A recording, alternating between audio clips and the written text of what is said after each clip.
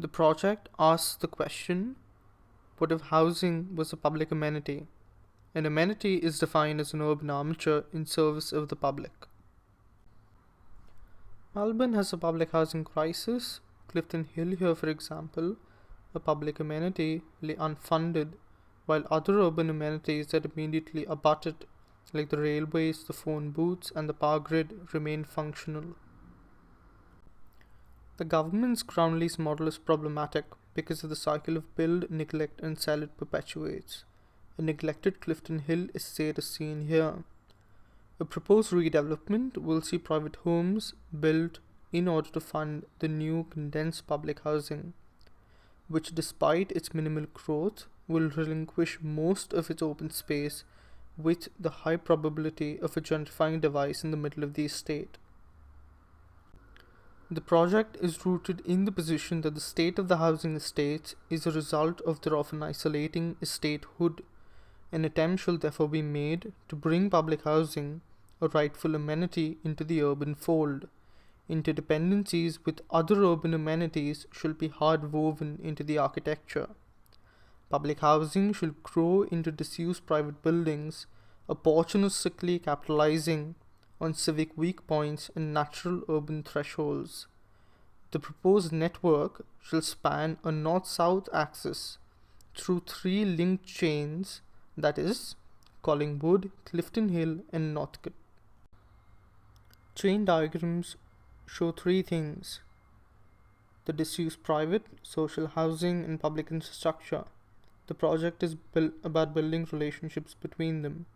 The first is the Clifton Hill chain, the second the Collingwood chain, and the third the Northcote chain.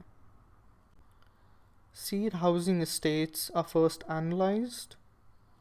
Studies find that most existing public housing estates are marked as such merely by the express built elements such as balconies, courts, and staircases, but do not possess the necessary relationships. Inversely, Collingwood's divided backyards show a dominant private typology. The Clifton Hill estate is an exception to this. It is in fact a series of relationships between public and private, relationships that can be potentially applied to the urban scale. We see the estate skirt planning constraints in order to establish these relationships. A gap in the fence, marked by graffiti, forms a back door. Communal signage claims one of the doors as an urban marker, and staggered service walls, in conjunction with the free phone booth, claim the curb in front. Relationship 1. The claim. The express service walls claim the curb in front, establishing an urban connection. This is the de facto door of the estate, one that's always open. Relationship 2. The access. The open stairwell establishes an access to the collective backyard. Relationship 3. The access. An external access means higher community engagement and a lower building footprint. Relationship 4. The consequence. Basketball courts, kid play areas, and community art are the consequence of this engagement. These four relationships shall now be used as devices at the urban scale in order to tactfully apply the housing chain. The Clifton Hill chain sees the housing block claim instances in its immediate urban scape, the first being a railway and curb interstice, which creates an urban door into the backyard of a disused warehouse, which is claimed next. The interstice sits at the corner of the Clifton Hill estate. One of the buildings marks the corner. The interstice and the building claim the immediate context in unison. The former replicates and repurposes the existing public amenity walls of the estate to extend the curb across the road. The latter uses a frame extension to claim the curb. An L axis is formed when the interstice breaks the curb to form a series of stoops, and the bricks from the two demolished housing unit walls habitate the frame. This habitation is made accessible by public access staircases, leading the curb to rise up and match the plinth.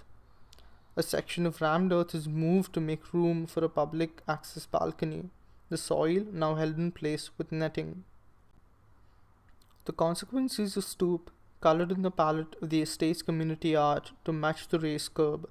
Across, a supergraphic extends the amenity walls from a distance, proliferating recessed phone booths. A disused warehouse across the tracks sits between two actively used warehouses. The building claims the curb through a facade impression and in turn creates stoops, extending the curb. The roll up door opens to create an access which leads to the new backyard, which in turn aids light and ventilation to the previously fully built up back section. Walls and windows perforate to aid habitation.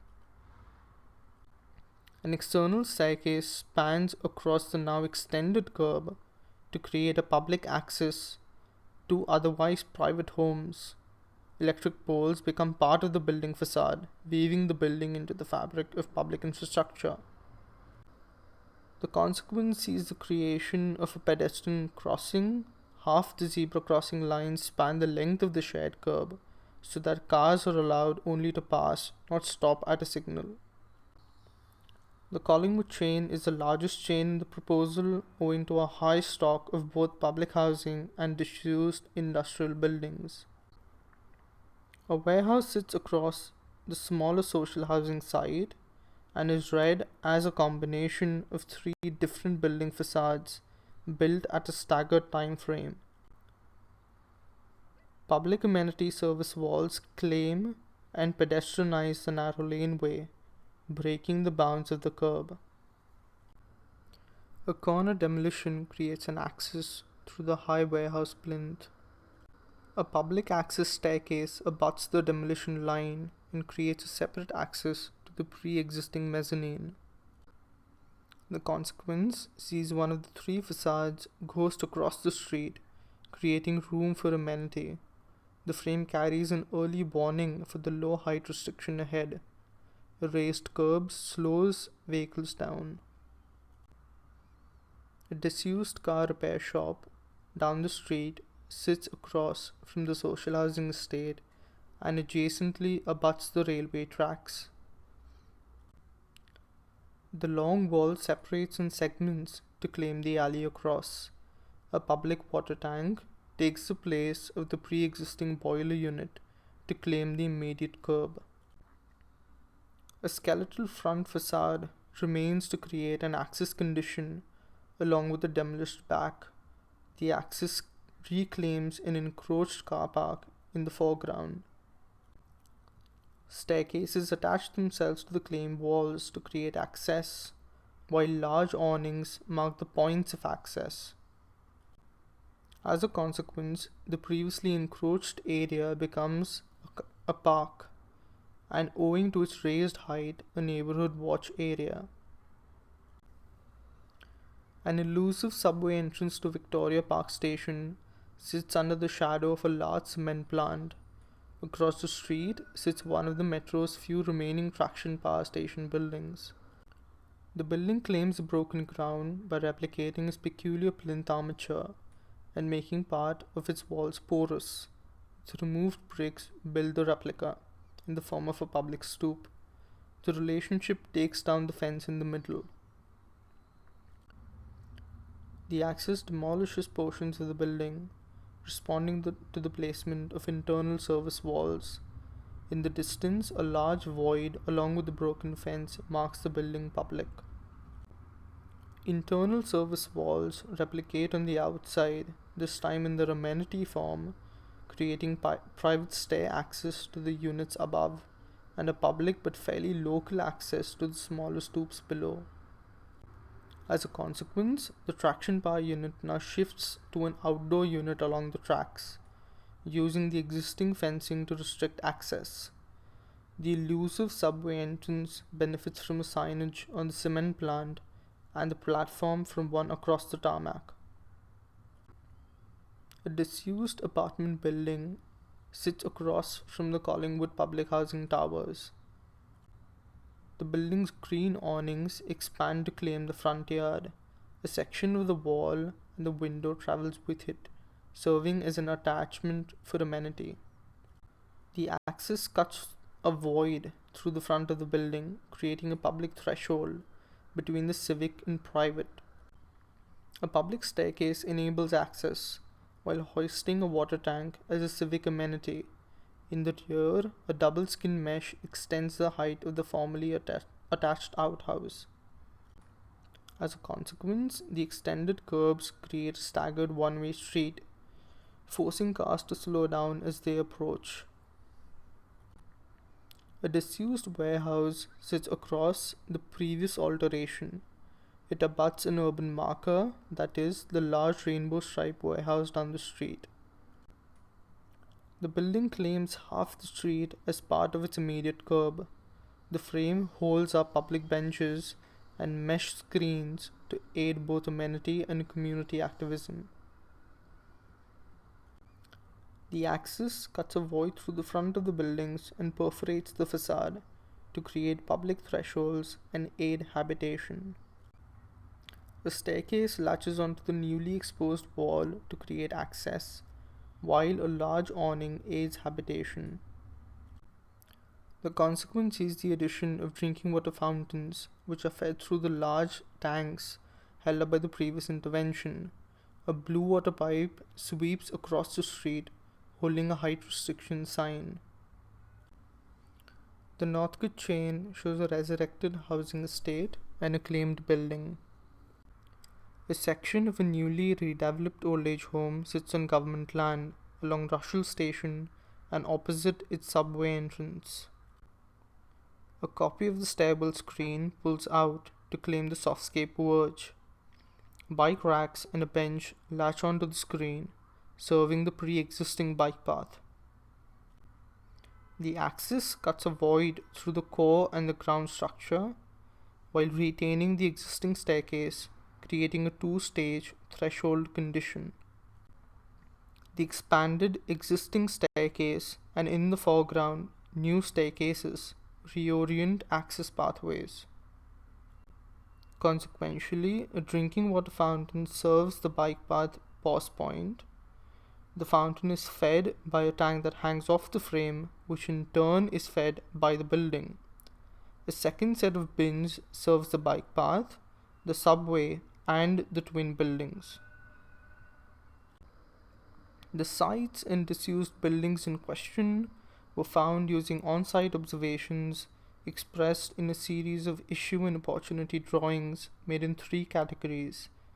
The first being social housing claims, the second being disused private, and the third being urban transit markers. Building alterations are a three-step process. 1. Habitable units are filled in 7 meters from the windows. 2. Enclosed residential spaces become open to sky to aid light and ventilation. 3. A void through the units connects the open space to the urban curb.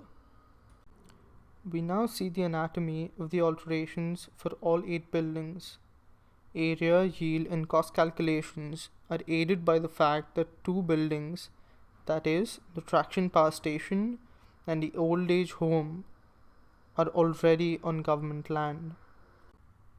Sequential interventions create a number of interdependencies. To quote the opening statement of the project, one is not more important than the other, and one cannot exist without the other. Every site presents a unique set of conditions and therefore demands a uniquely different mix of the agency of the 4 devices, namely claim, access, and consequence. The presence, however, of all 4 devices is essential in creating the interface of interdependencies and relationships.